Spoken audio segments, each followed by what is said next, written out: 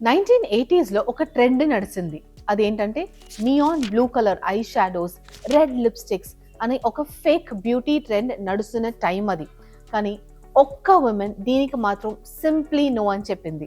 So in 1980s makeup అంటేనే ఏంటో తెలుసా? మొత్తం మాస్క్ చేయటం, ఫేస్ మొత్తాన్ని మార్చేసేయటం. కానీ బాబీ బ్రౌన్కి ఇది అస్సలు నచ్చలేదు.